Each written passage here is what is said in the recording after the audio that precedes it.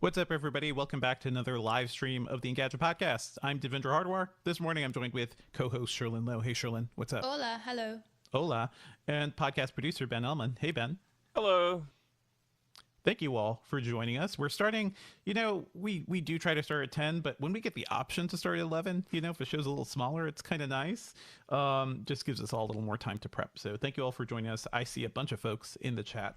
Hello, Drev Karmarkar, Jacob Pfeffer, Jonathan Anderson, Buddy305 Love, our usuals. And I'm sure more folks will be popping up. What's up? Good morning. We've got a lot of stuff to talk about. We should address the elephant in the room, Devendra. What's the elephant? Where are you? No, I'm kidding. What's your background? Because it looks super chill. It's super chill. It's the campfire scene from Chrono Trigger, which is a game you should probably play. I think you'd be into it. Anyone watching live right now, can y'all not text me? Thanks. It'd be great. I mean, why does the chat room have your number to text you? No, not the chat room, but just in case anyone's watching. It's fine. Turn your phone upside down. We don't have to. We're not going to watch our phones. No, it's like barely. It's kind of time sensitive, but I'm like, God damn, why? No, anyway.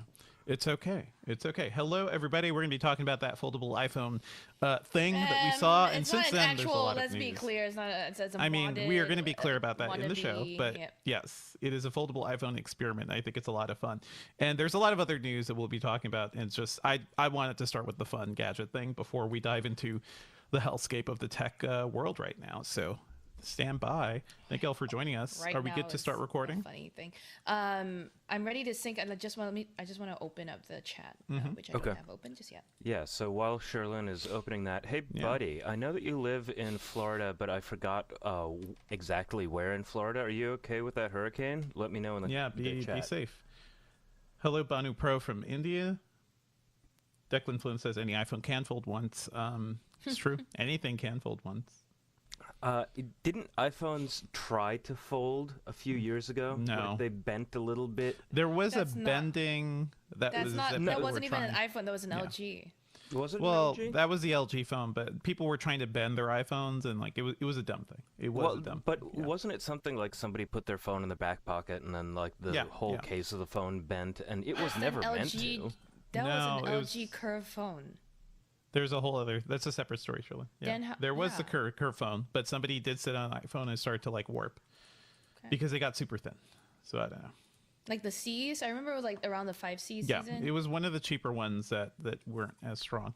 I'm good Maybe to someone go. in the chat can remind us what it is. Yeah, dig up that story. We probably have it in Declan Gadgets. Flynn suggests it might have been the iPhone 6. Could have been the iPhone 6 because that one had a really thin frame, as I recall. Was not as sturdy. That was Bendgate. Yeah. Yep.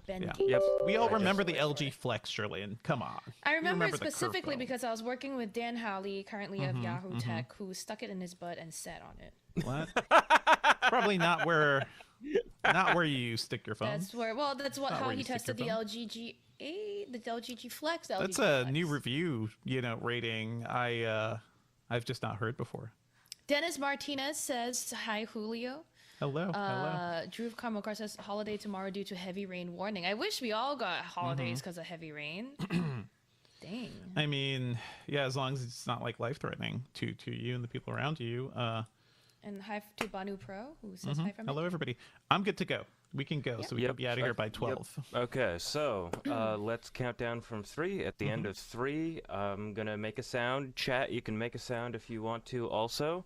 So, 3, 2, 1. Okay, and some silence. I'll let you know when the silence is over.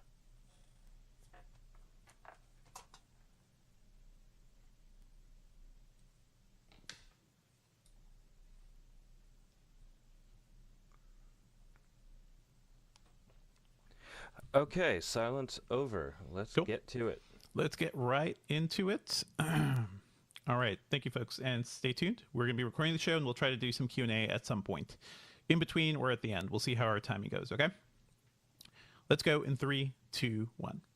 What's up, Internet, and welcome back to the Engadget Podcast. I'm Senior Editor Devendra Hardwar. I'm Deputy Editor Sherlyn Lowe.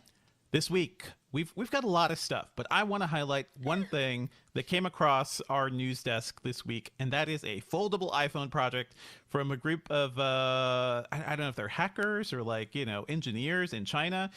We'll be talking about that and the idea of a foldable iPhone and kind of what that would mean for Apple. But of course, there's a lot of other news happening. We'll be talking about the Meta layoffs, 11,000 people. There's news around the crypto firm FTX, and of course, there's Twitter stuff. And you know what? We'll talk about Twitter stuff, but I don't want to do another Twitter-centric episode because we've been there, and it's going to be a continued hellfire. As always, folks, if you're enjoying the show, please be sure to subscribe to us on iTunes, leave us a review on iTunes, and, you can subscribe wherever you can get the show, wherever you get podcasts. You can drop us an email at podcast@engadget.com. Typically, we record a live stream, a live show on our YouTube channel around 10 a.m. Eastern on Thursdays. Sometimes it's bumped up to 11 a.m., but if you check out our channel, you can kind of see when it's scheduled and join us. It's a fun time. So I don't know when you saw this Let's start again. I don't know when you saw this story, Sherlyn, about the folding iPhone, but tell me, what was your first thought once you heard somebody I had thought it was the worked on this Galaxy thing? Z Flip 3 that someone ported iOS over to, or Z Flip 4. That's what it looked like to me.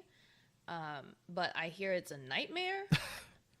I mean, it looks like a nightmare. Have you looked at this thing? So apparently a group of folks at the Aesthetics of Science and Technology in China basically took spare Motorola Razr parts. So if you remember that phone, which we just don't talk about at all anymore. It depends on which generation. The very first generation of that one was god awful.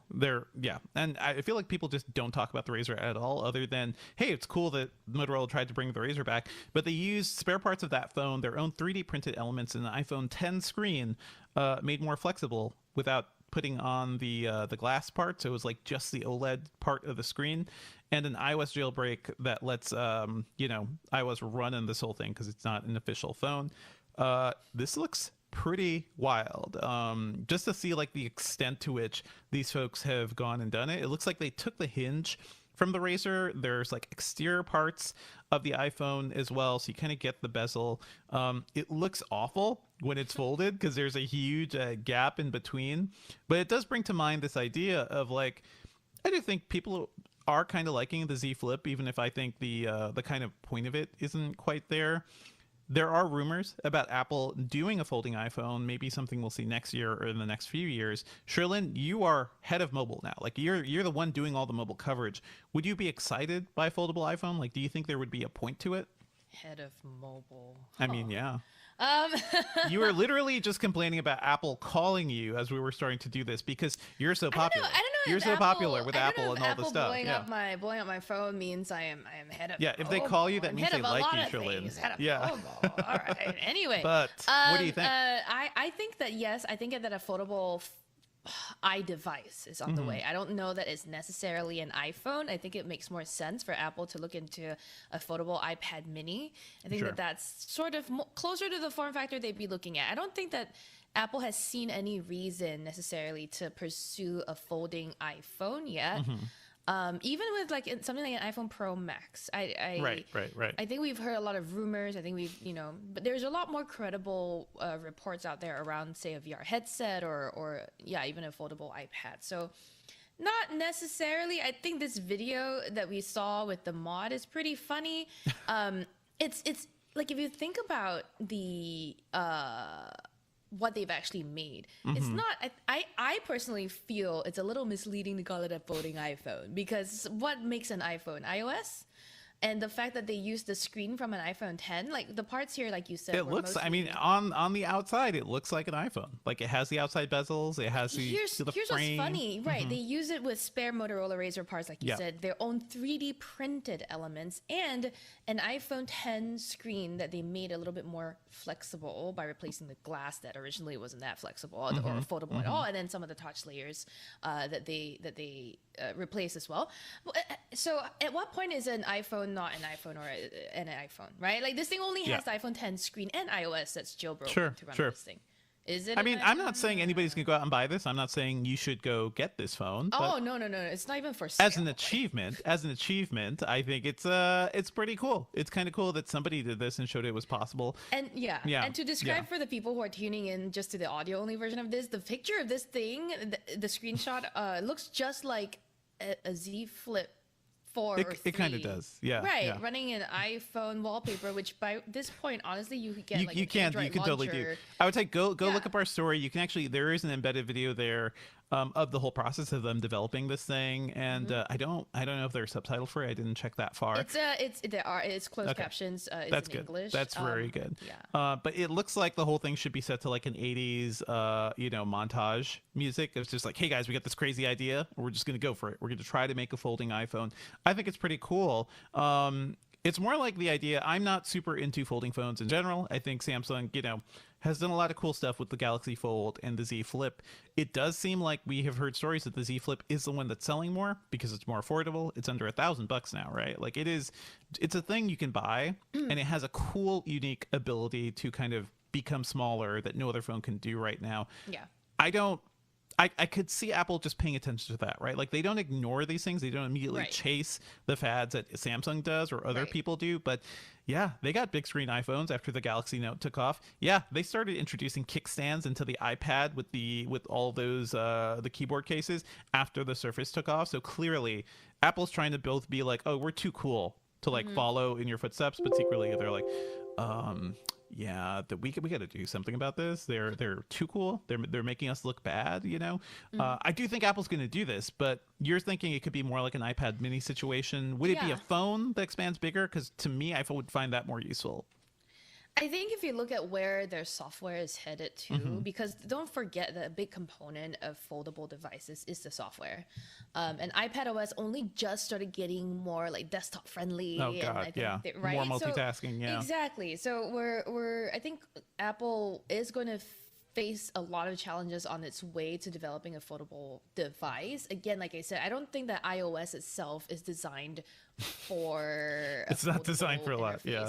Yeah, exactly. Like the closest we will come to that is iPad OS, and then Apple has to like determine a lot of things, like what are the new use cases they're going to introduce. Are they going to how are they going to detect like the different folded states in the software, and then let developers work on their apps to make the layouts work in split screen. And I found I totally agree. Those are all solvable problems though. Like It this is Apple. They have proven that they could do quite a bit. I trust Apple software more than I trust stuff coming out of Google, as we've talked about. And honestly, a lot of other companies do. I feel like Microsoft tends to disappoint us too when it comes to software solutions. I will not stop complaining about Windows on ARM and that frickin' Surface Pro 9. So of all the companies to like be like, okay, this is a big problem and we have to solve it in an interesting way, both hardware and software wise, I would have more faith in Apple doing it well. Yeah.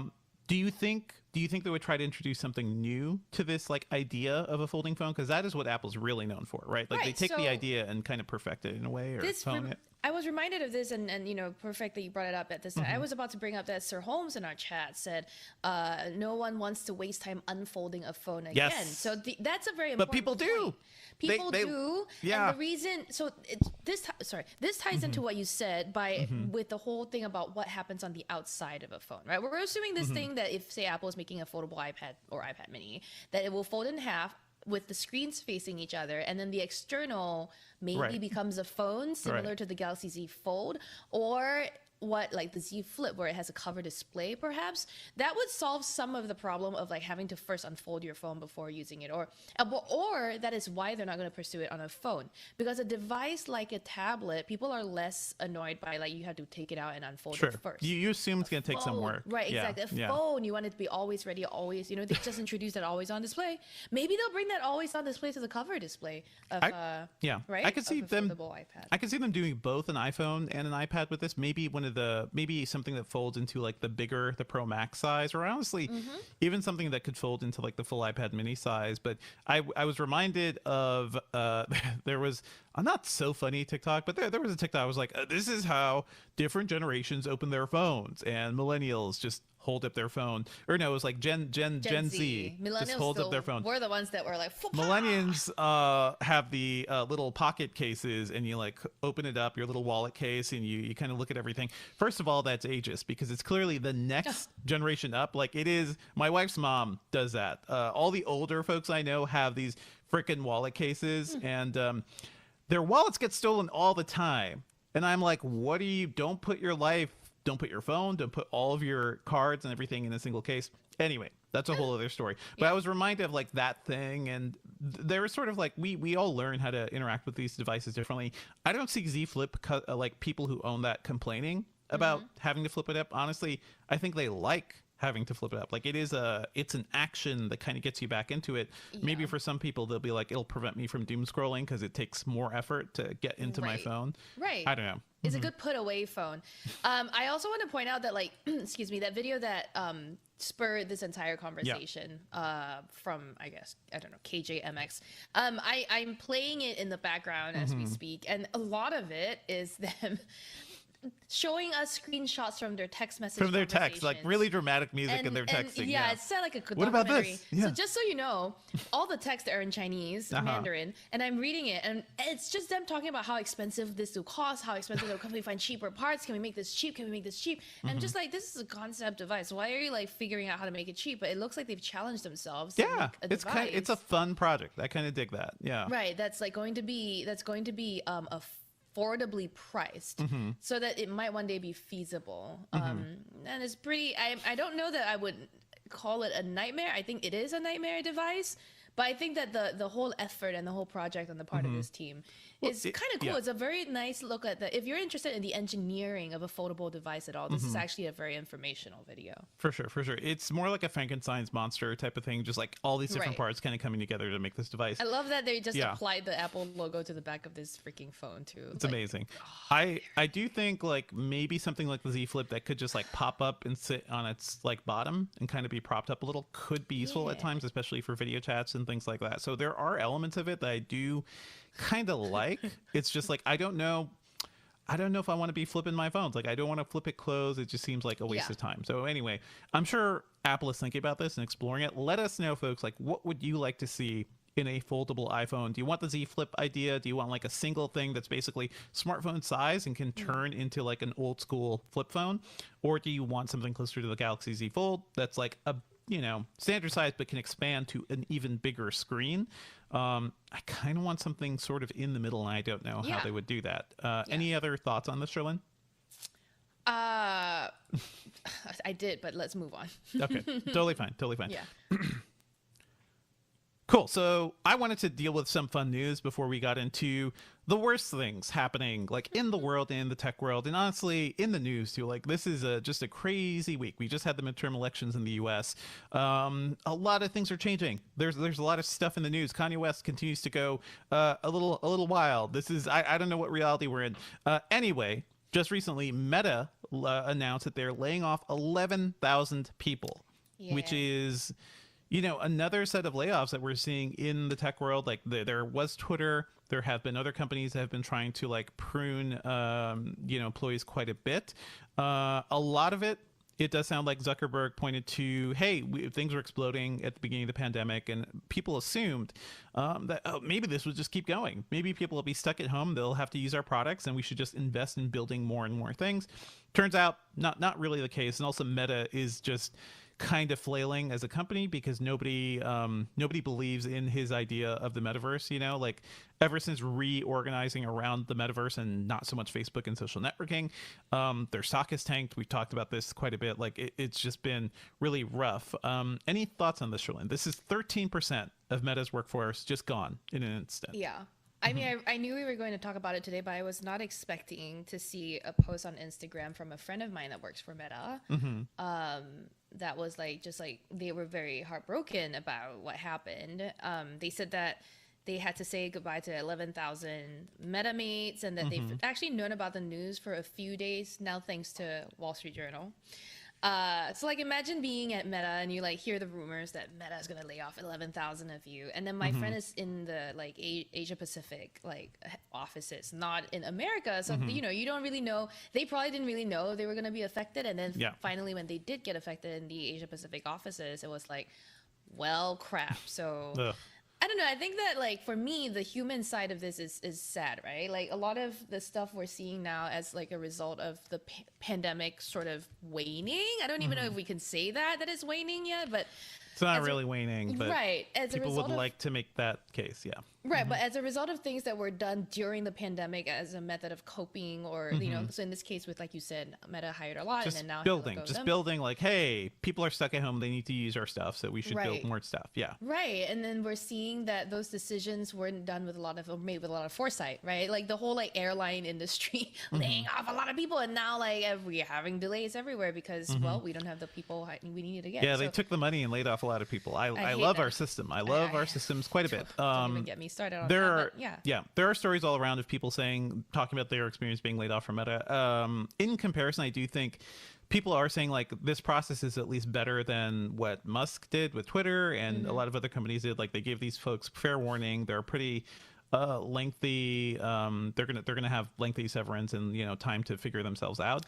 And it is kind of wild though. Like it's wild to think about 11,000 people is just 13%, right, of their workforce. Like how much of the brain trust of the tech world is just caught up in these big companies. That's a lot of people. Those people are going to go out, maybe do startups or work for other folks. Like that's all intelligence, like going out there and being back on the market. So who knows what will happen from all of that. I did see the story of like the head of MetaQuest, even the person who was like lead developer of MetaQuest was also fired. Oof. Which seems weird when Mark Zuckerberg wants to be king of the metaverse.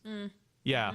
Well, here, Buddy305 Love in the chat also has a very good point, which is why did companies wait until the holiday season to lay people off? Yep. And the timing of this is indeed, pretty inhumane. I don't know. I mean, if someone here has about some insight, it's about quarterly cycles, right? So exactly. yeah, holidays like, tend to be good. They needed people to go in and be like, oh, make product so we can sell them. And then as you're approaching the holiday shopping season, that's when you don't really necessarily need the people who are in the manufacturing or the production or the product creation parts of the department. Now you just need people to buy stuff and hit your bottom line. So maybe that's why, but I don't know. It is a bummer that 11,000 people are now jobless and staring down the holiday shopping season. It's rough. I do want to talk about the severance thing because hey, more companies should be doing this, but it's going to be 16 weeks plus as their base severance plus 2 weeks, 2 additional weeks for every year of service. No cap there. And they'll also cover healthcare for employees and their families for 6 months. And that's always because we were in such a crappy system in the U.S. where basically everybody gets healthcare. Most people get healthcare from their employers. That's a good thing. I'm hoping good things for these folks. It says that they will. I guess that's cheaper than like keeping them hired because that's a one-off money thing to write off. Exactly. Dude named Charlie though brings up a good point. God forbid Zuckerberg take a pay cut from all of the billions. I mean, he can't. Right. And also like the thing about Facebook, and we've talked about this before, is that he is like the largest, shareholder. He is fully in charge of that company. The board can yell at him, but they can't like take the company away from him. They can't really punish him in a way too. So a normal CEO would probably face some punishment after something like this, and he just can't. Another thing that's worth mentioning, Meta says that they're going to help people find new jobs by working with an external vendor, and they're going to support employees on visa with a dedicated team of immigration specialists. And that's a big deal too in the tech world, and something I'm sure you care about, Sherlyn. Like when you lose a job, especially in this country, if you're here on a visa, like, there's not much you can do. Not much you can do. Did we lose you, Sherlyn? Okay. We did for a second there. Okay. Hi, can you hear me now? I can hear you now. You good? Okay, what was the last thing you said? I'm Let me- getting a message now that says my internet connection is unstable, which that's weird. I might have an outage because of the upcoming storm. Go on. We shall see. Are you on Ethernet or still Wi-Fi? Wi-Fi. I've always been on Wi-Fi. We're gonna fix some problems in my situation. Yeah, in that situation, it doesn't. Let's just get started. I will ask you that again. So another good thing, Meta announced that they're going to be supporting employees on visa with a dedicated team of immigration specialists. That's something that I think a lot of companies need to think about, because when you lay somebody off, if they're here on a visa, they got to go back home. They're screwed. I'm sure you care about that, Sherlyn. Like that's kind of what you've been dealing with. Yeah. That was always my worst nightmare, which is that like if I ever got laid off or lost my job, I would have to go home immediately. It depends also on the class of visa that you're on. Some classes of visas, and I'm not super familiar with which classes of visas do this, but some of them you don't really have like to go home immediately, but some you like do.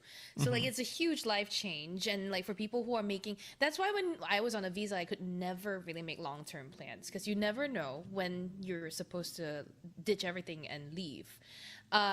So it's good to hear that they're working with visa workers on this, but I don't really know what that means for them. H-1B workers, maybe you have like a 10 to 2 week grace period to find another job, but it's also not just, especially for H-1B, which is the most popular tech visa, right? It's not just like that they want to help you stay in the country and find another job. It's also the transference of your visa to your new employer. And very often employers don't want to hire someone on a visa because it's a lot of additional It's too much trouble. Yeah. It's too much trouble. You never know if the visa is going to get approved.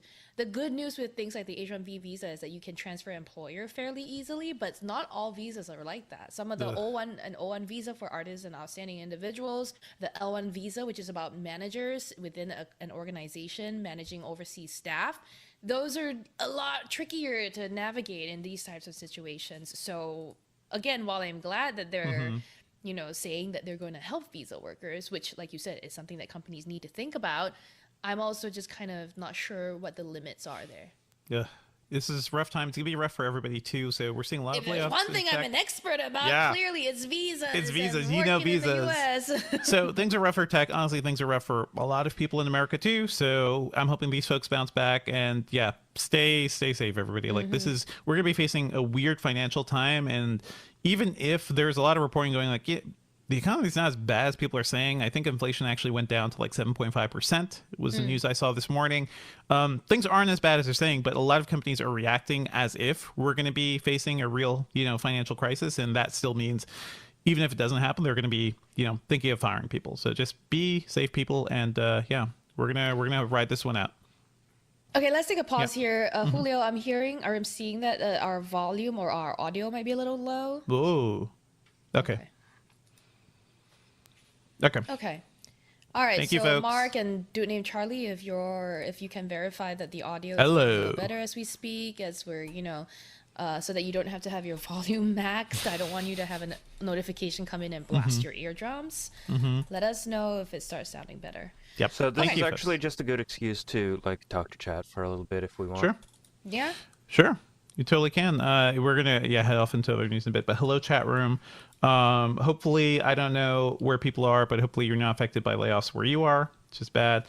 Yes, Mark Dell, I'm in my dream of being Mark inside says of it's Chrono better Trigger, too. the best game in the world, the best game ever made.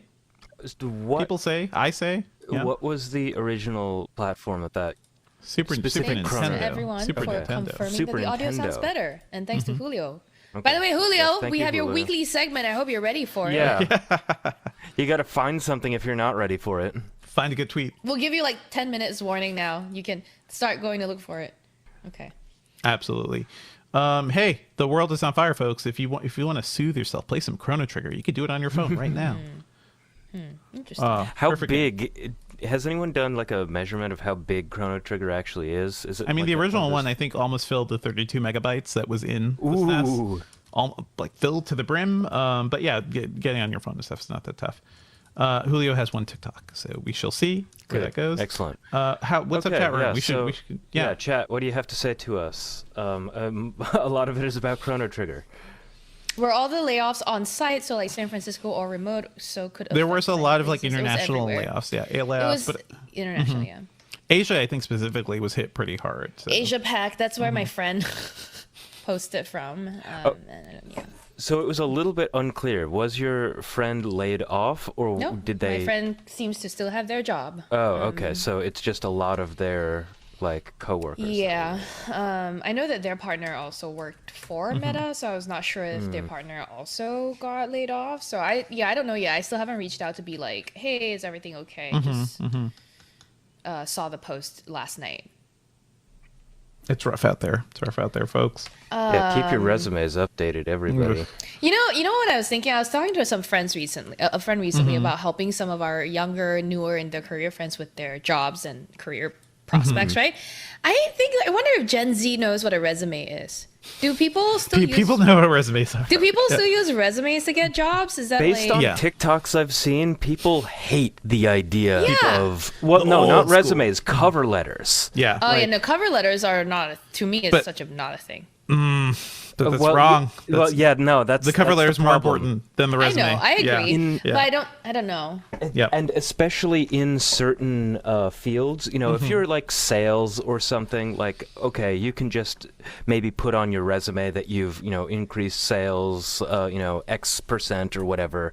That should speak for itself. Yeah. But if you are doing something like we do, which is like writing and stuff, cover letter is kind of important. It's Okay. the first writing sample, maybe. Jonathan Tran says, do people know what CV means? Do y'all know what CV means? Yeah. Curriculum vitae. Yeah. Yeah. The shit you've done. Yeah. The other thing is, so I've done a lot of like interviewing people for jobs or whatever recently, and I can tell you that I just maybe I'm not the one that's doing this. Maybe someone else that's filtering through the basic, the first intake batch is doing this. I don't even. I'm terrible. I don't really look at resumes. Yeah. I look at it and get maybe a quick sense of like, oh, this is your past. But this is why Yeah. resumes are like less important. It's more like it is to get you through the first pass. People who are listening, you may not know this, but there's AI filtering a lot of job requests. So unless you have unless you have like the various like requirements for those jobs, unless you have some of the keywords for that job in your resume, you may get bumped out immediately, you know, if you just send in something useless.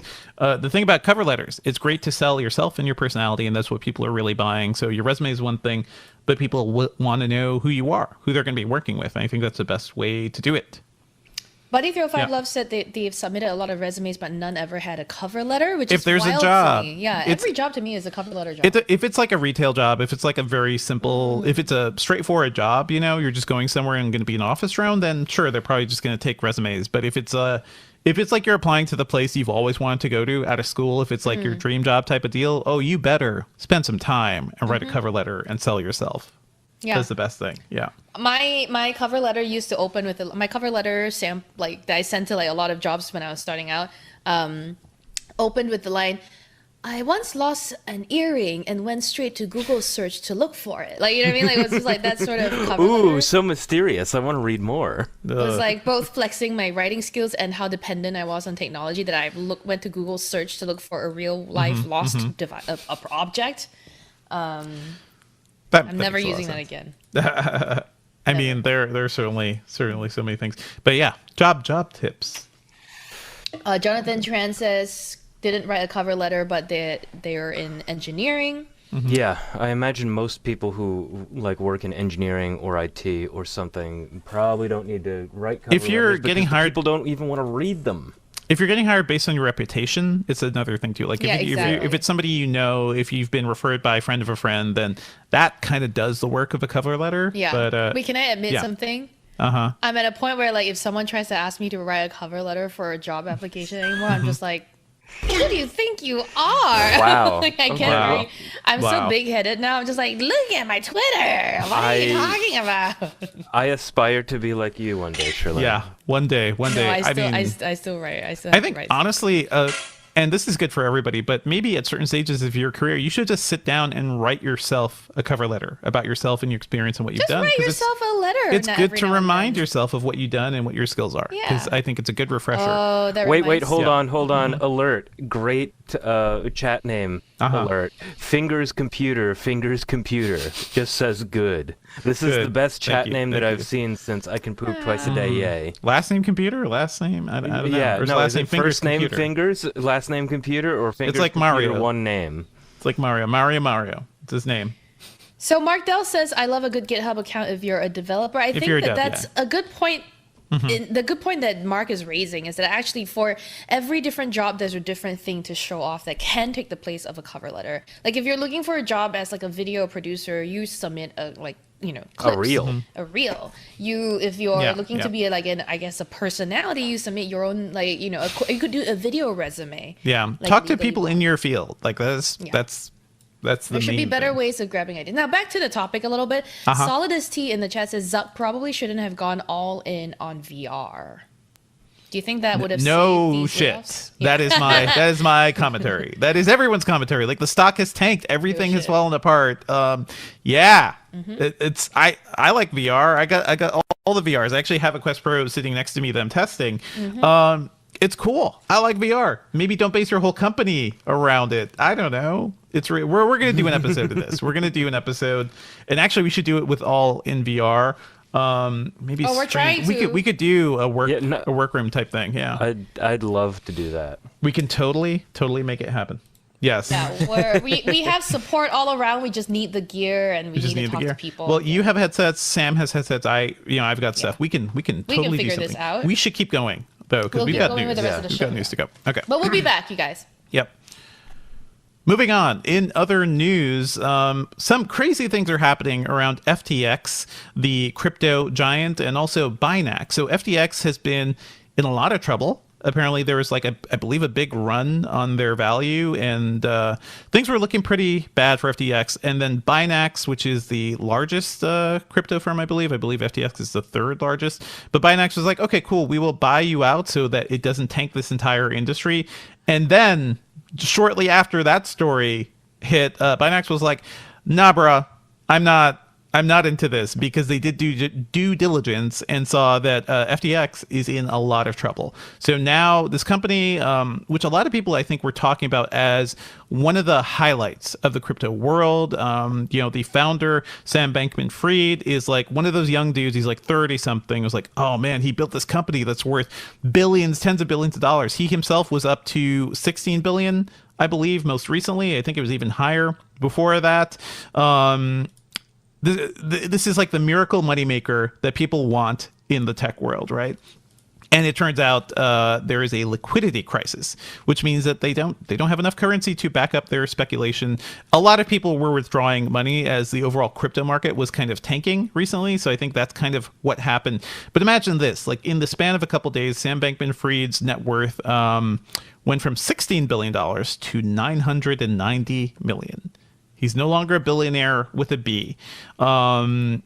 This story is ongoing, and we're gonna, we cover some of it in Engadget. I think TechCrunch is doing more extensive coverage, because this is in the world where I don't follow crypto. I don't care about crypto, partially because I felt like so much of this stuff is snake oil, and it turns out as all of this stuff is kind of falling apart, it is kind of snake oil, but unfortunately it's snake oil that's also helping to destroy our environment too. So that's fun. Sam Bankman-Fried this morning did his mea culpa thread of tweets. First tweet: I'm sorry, that's the biggest thing. I fucked up and should have done better. Sorry, swear warning, I should have done that. 2, I also should be communicating more recently. And then he goes on in this thread to kind of explain what the situation was.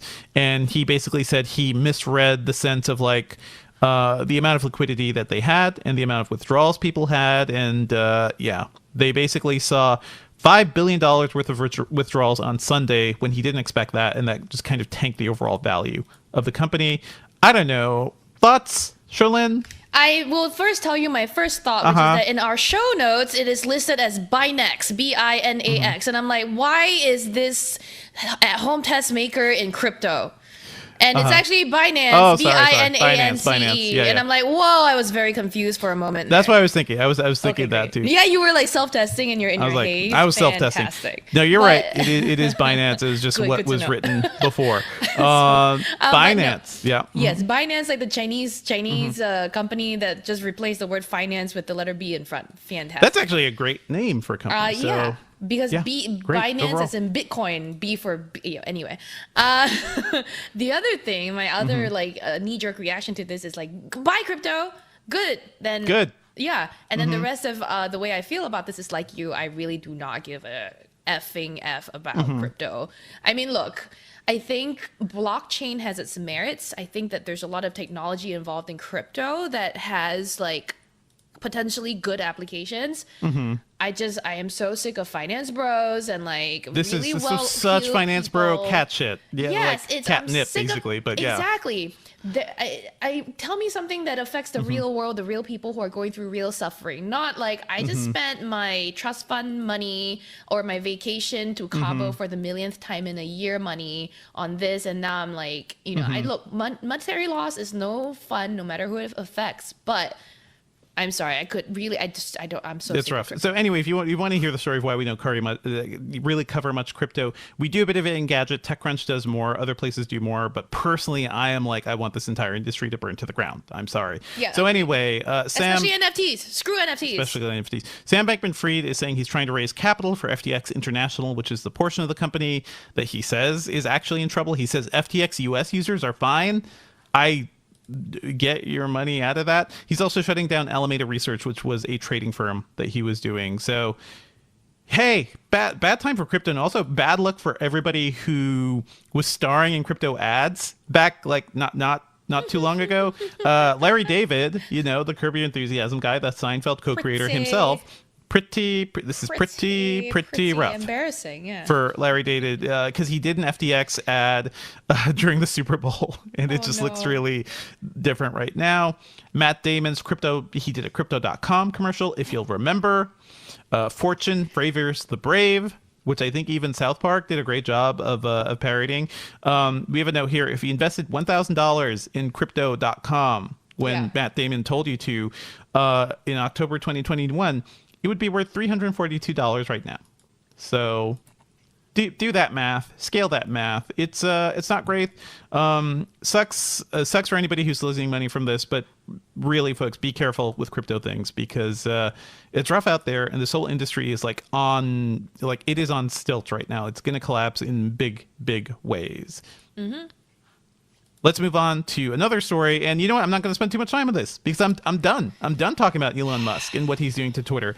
But there has been news, because he can't help but make himself the center of news because he owns Twitter and was always one of the biggest trolls. It is an ongoing news story. It is an ongoing news story, but it's like the attention you want to devote to it. Like I was seeing, like, all people were talking about on Twitter for the past couple of days was like what stupid things Elon Musk was up to. Meanwhile, the midterms were going on. A lot of things were happening too. And it's like, okay, there is a real world out there and real world consequences for things. So what happened? There was the $8 plan for Twitter Blue to get your blue check. That kicked off over the weekend, was kind of a mess. It also launched, when it did launch, there were two kind of check marks, because there was a check mark below your Twitter name that looked like it was literally just pasted on there with Scotch tape, like, official. This is an official account, not just... And it's very small, Not just a blue check account. And then a couple hours after that went live, and this is particularly funny because we were following this on the Engadget news desk, Elon Musk was just like, no, we're just going to stop doing that. I think because he actually looked at it and was like, this looks like garbage. What are we... This looks hilarious. Or he got roasted. This is a platform for him to get roasted. Yeah. Like, if he has a roast kink, like, certainly he is getting his money's worth right now. But yeah, so now that second badge is gone. There is this other thing, which I don't know if you've noticed, Sherlyn, but if you hover over somebody's blue check and click on it or tap on it with your phone, you get the reason of why they have the blue check. Ooh. So now it's like, if you got it if you're like a celebrity or a media person, right. you get the message saying this account is verified because it's notable, yada, yada, yada.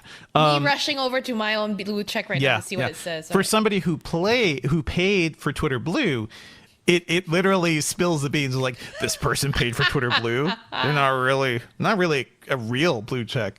Mine says, all right, I just found out what mine says. Mine says this account is verified because it's notable in government, news, entertainment, or another designated category. I wonder what it says that for everybody, Sherlyn. Don't worry. Just chill. It just says I didn't pay. So anyway, we also talked about last week we talked about the layoffs that were impending on Friday. That happened. By Monday morning, they were like, oh no, we need some of you to come back because this was a poorly thought out plan and nobody knows who they report to, and we need things to get done. He's banning people from working remotely. That news just went out this morning. Yesterday, there was a Twitter space where Elon Musk was just like, I don't know. He was probably on a toilet, but he was like, I don't know. Maybe people could tie their banks to their Twitter accounts and we could like give them good rates for loans. So he was floating the idea of a native payment system. Just not great. Not great all around. He is a man flailing to like keep this thing afloat and not lose his personal fortune. So anyway, that's Twitter. Twitter continues to be a mess, but my main takeaway, especially after last week's episode, is I'm not going anywhere. We've done Mastodon. I've tested Mastodon. I have an account there too, but so yeah, it's not the same. For me, I have been So here's the thing: the timing of this is very interesting, right? Because with the midterm elections happening right now, Yep. and with Well, it me kind happened, of- yeah. Well, yeah. I'm sorry, happened.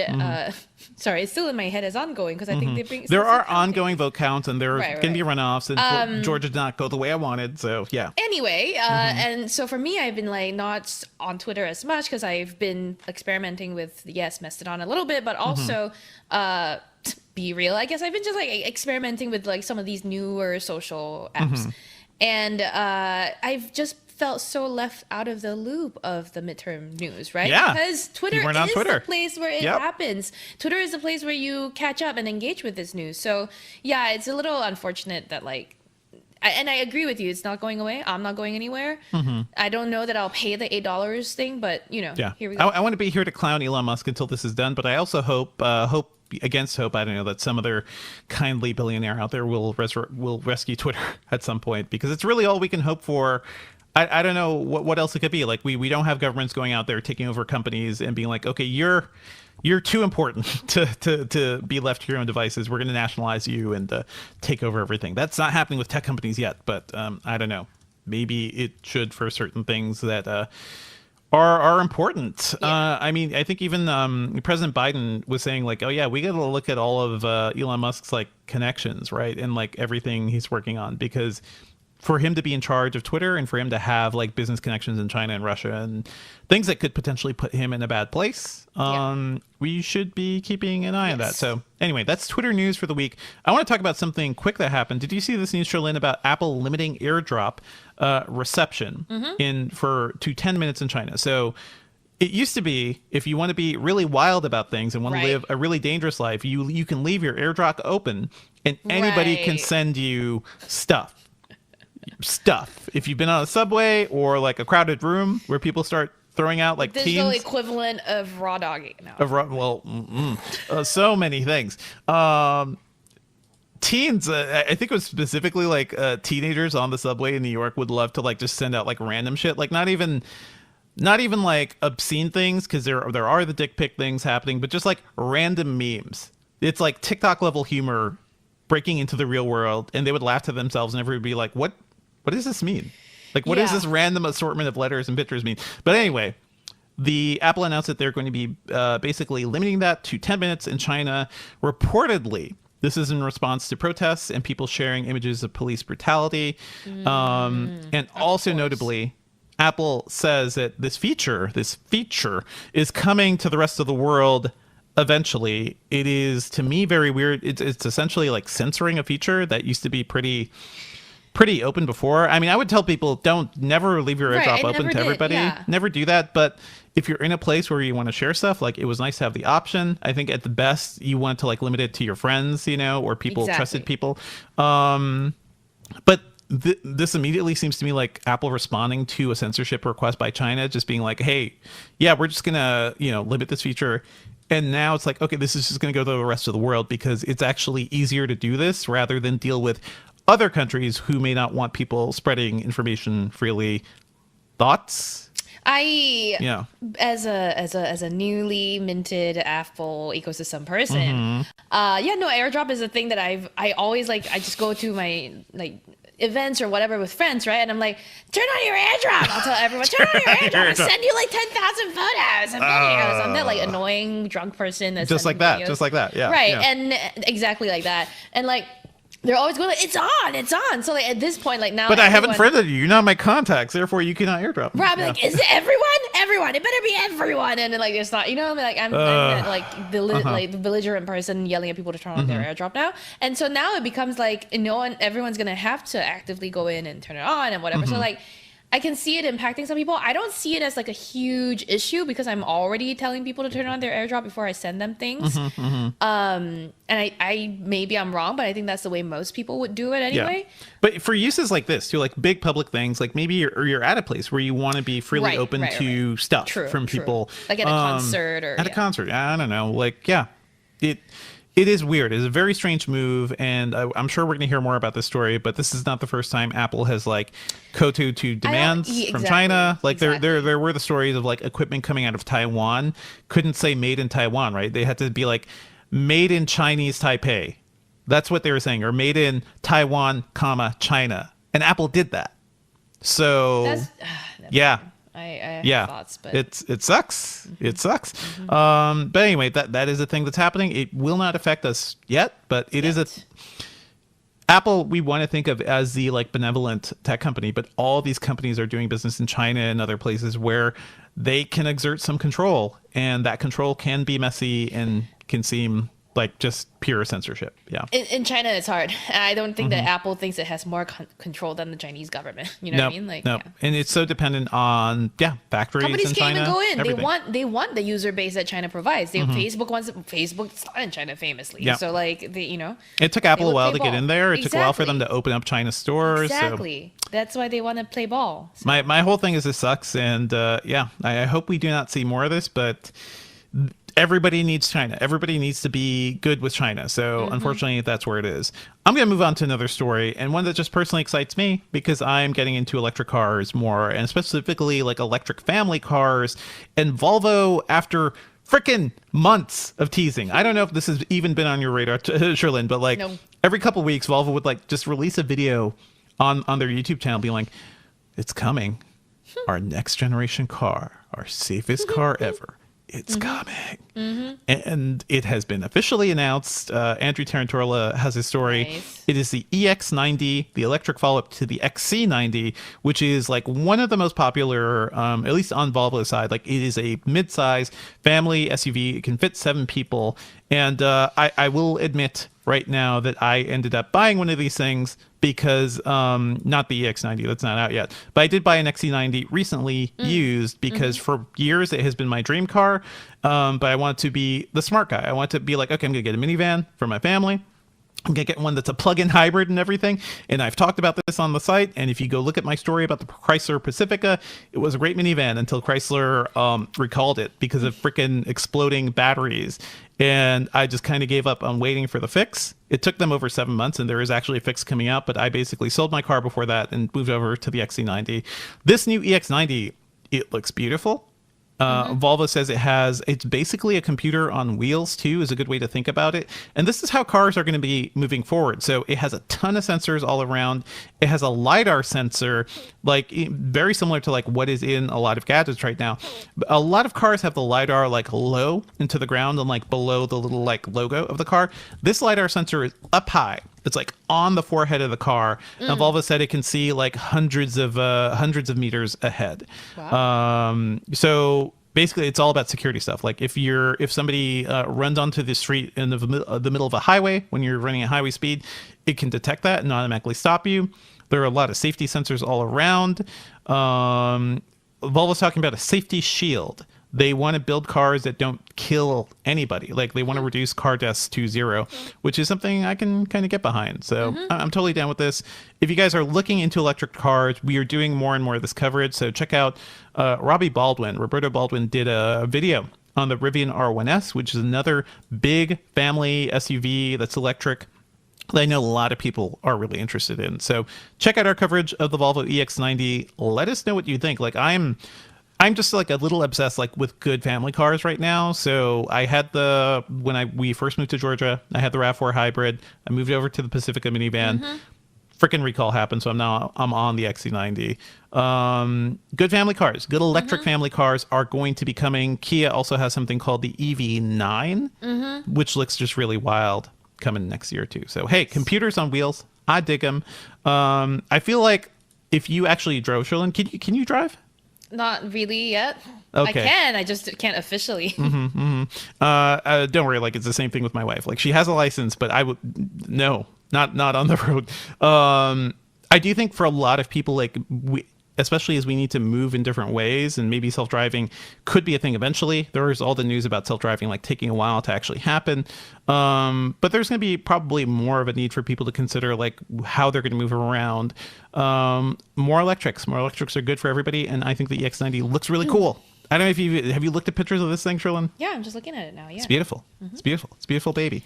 I'm loving it. You had some other news. Yes, that you know want what to talk else about. is beautiful? What's beautiful? Instagram's new redesign for the web. It's basically the Instagram version that you use in a browser if you've been using it on a browser like I have, because apparently everybody wants to message me on Instagram and not an actual messaging app, so great.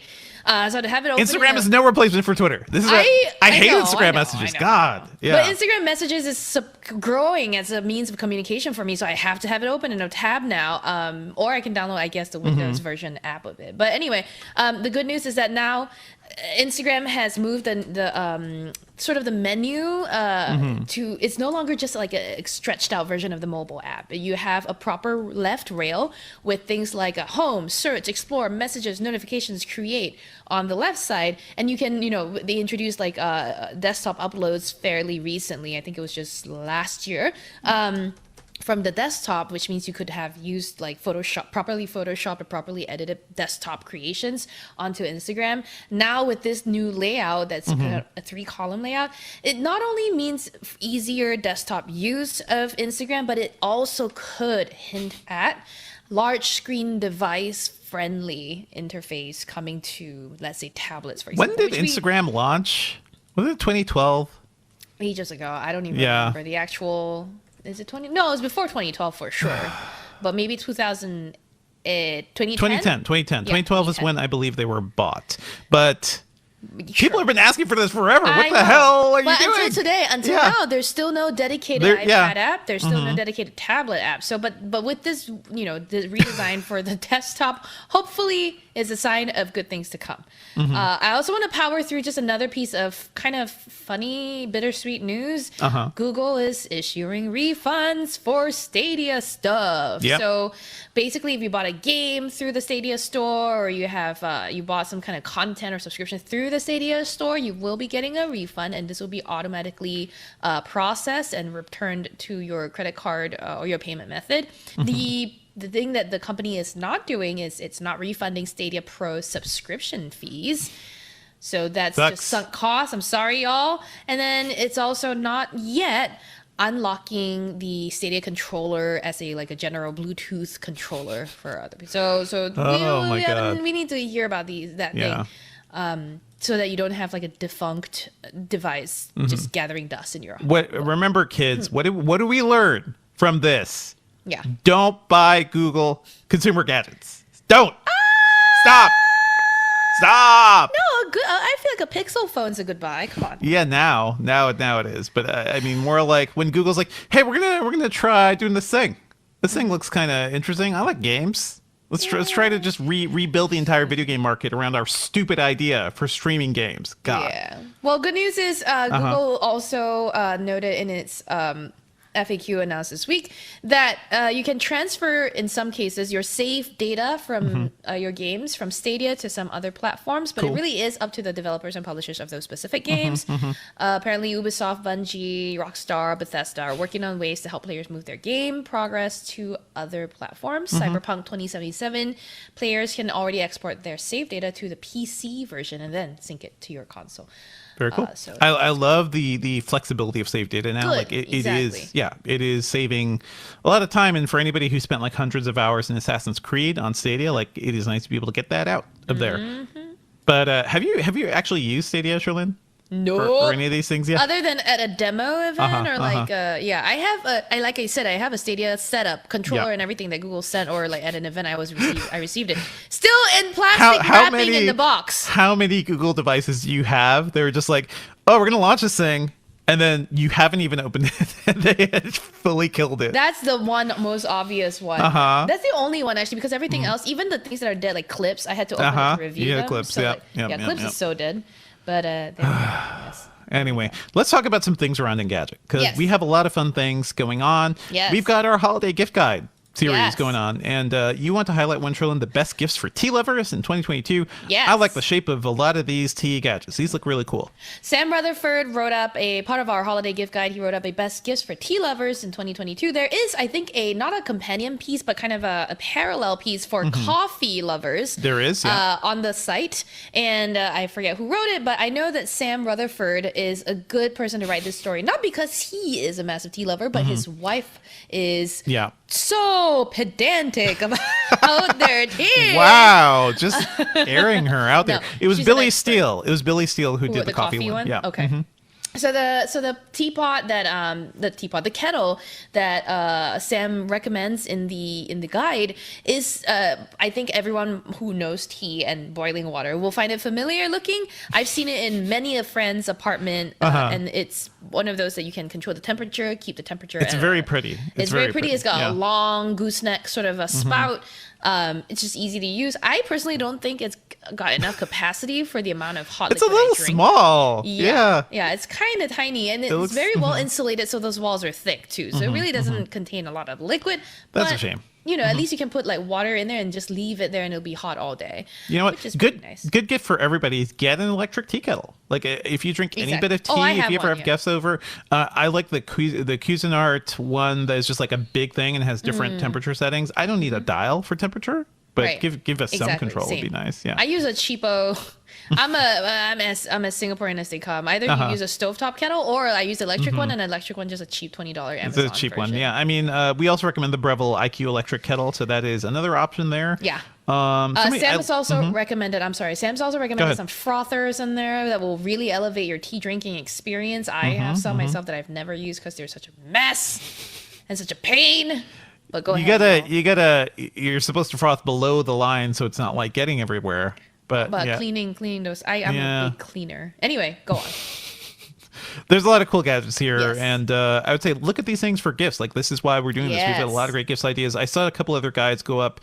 There was the best earbuds, headphones. There's the best tech toys and gifts for kids, best board games. I love a lot of this stuff, and yeah, if you buy stuff through Engadget, you help to support the site too, which is kind of fun. So check out our guides. I am already starting to buy some gifts, and we'll probably have Valentina. Bought too many. Yeah.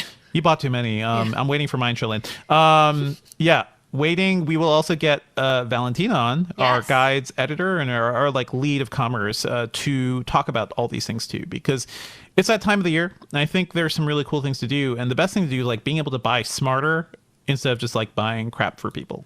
I think people appreciate good gifts, you know? That's why I recommended some gifts last episode, and y'all were like, "There's not a pop culture." But anyway, let's moving on.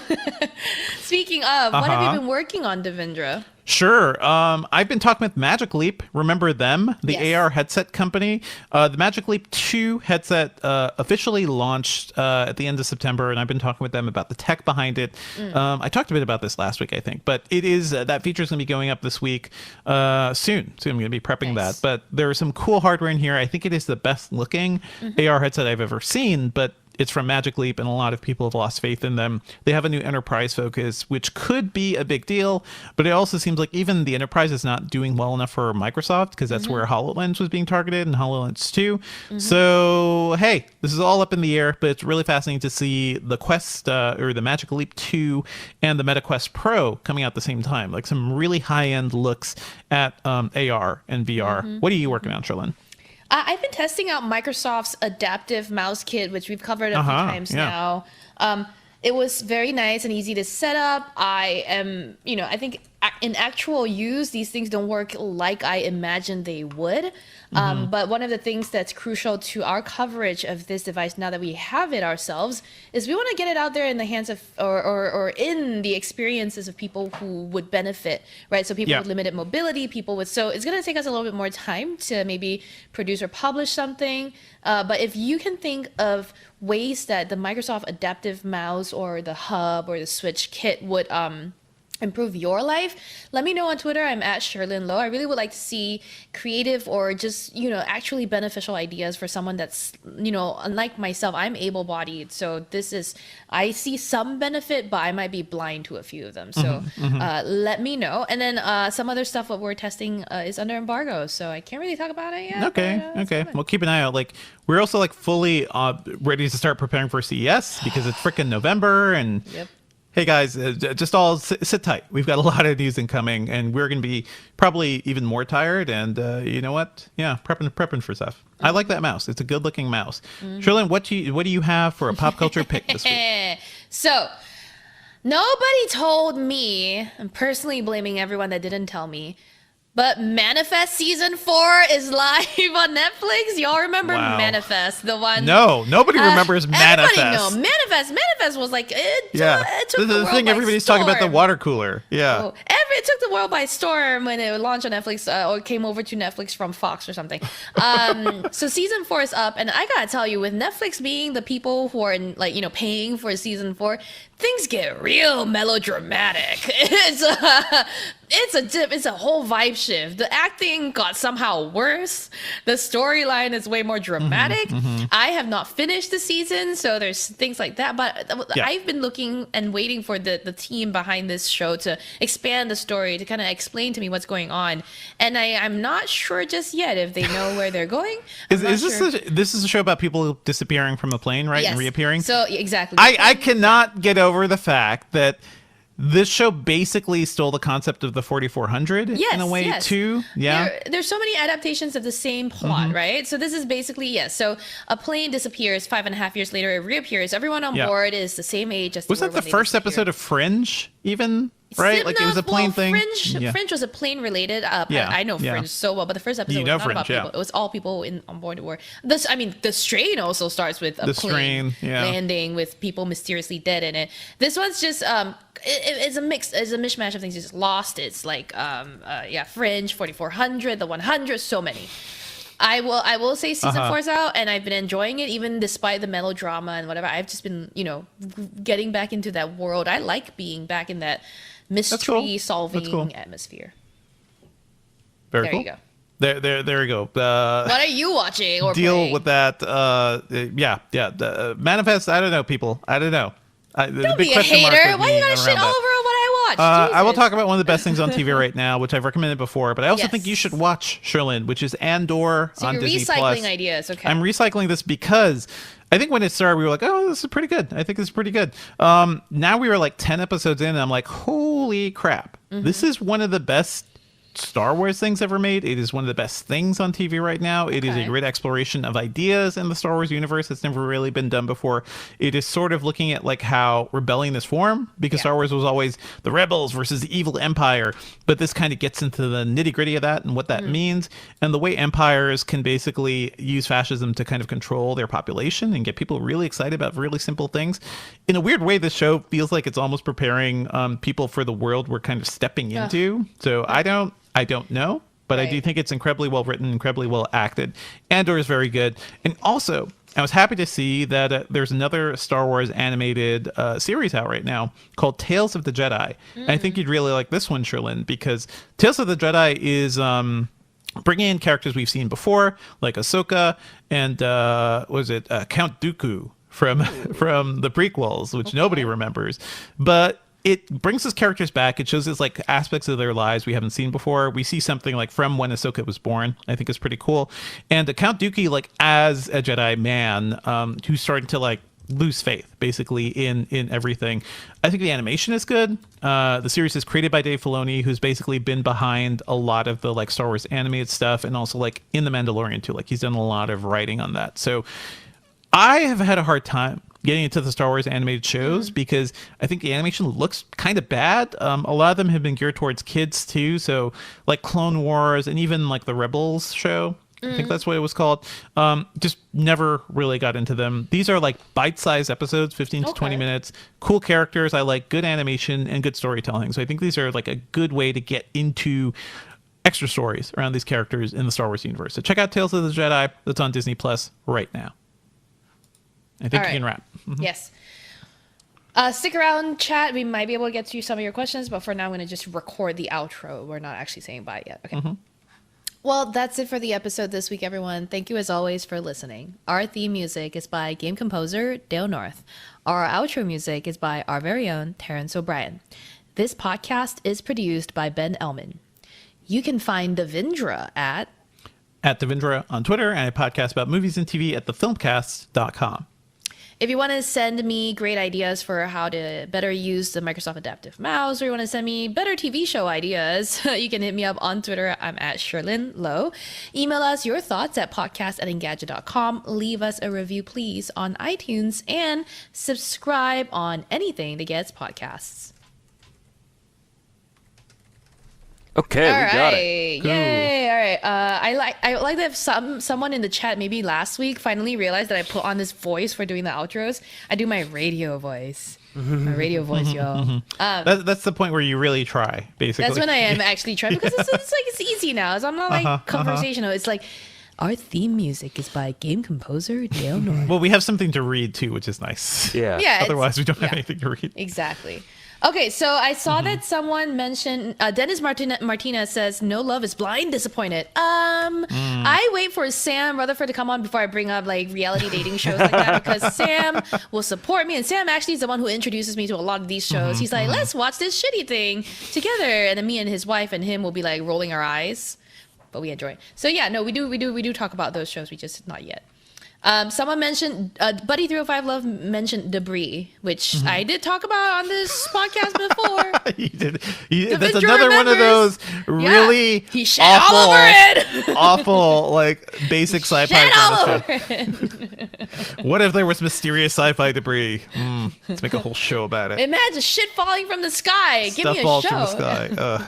Did you ever see the Nevers? Because I think you. Would Yes, actually I be love really the into that. Nevers. We talked Yeah. about this. I Yeah, can't yeah, wait yeah. for it to come back. Oh, by Yep. the way, this week's weekly segment, Julio's tweet of the week. Let's bring on Julio. Julio, you ready? Snap. Yeah, let me know if you can. I'm gonna go ahead and reset this real quick. Okay, we're gonna let let's Julio see. reset something. Cool.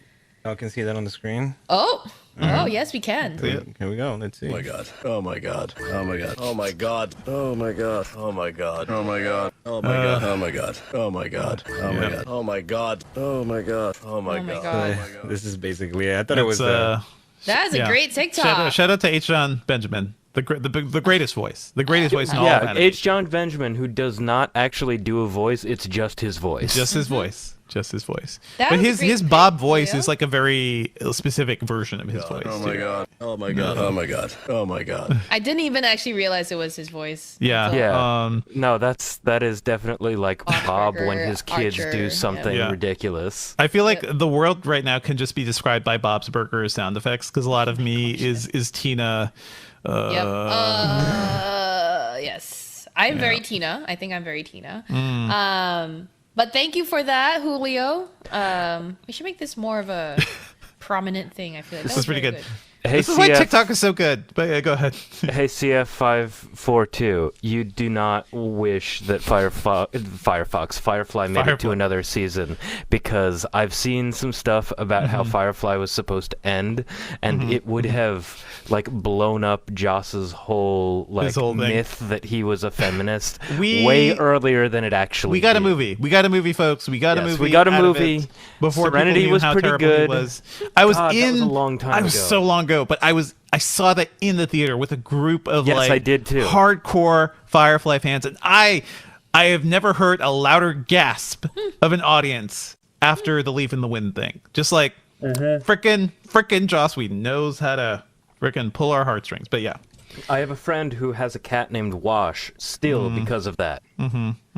We getting a lot Anyway. of people talking about their Christmas tradition watch plans, and Declan Flynn said maybe considering rewatching Hawkeye for Christmas. That's a Christmassy, yeah. It's pretty Christmassy. Declan Flynn said a very Murray Christmas as well, or was it? I think D-Man said a It very was a very Merry Christmas. Yeah, it was all right. So maybe next week, or maybe when it's closer to Christmas, we'll come with our Christmas watch or binge watch picks. Okay. I do think we're running out of time. So Ben, thanks Yes. to everyone in chat. But Ben, can you do your It's still fall. Watch over Garden Wall. Thanks everybody for joining chat. You know that we really appreciate you. You make us smarter when we would otherwise forget things. Who would remember that it was the iPhone 6 that bent before we did? It's you. So if you have stuck around this long, you know that we live in a world of algorithms better than the average person. So rate us on iTunes. Thanks to our video team. It's led by Julio Barrientos and Luke Brooks. I think that's it. Rate us on iTunes. Tell a friend. Come back next week. Thanks for joining, and also a shout out to our closed captioner. All right. Ciao. Ciao.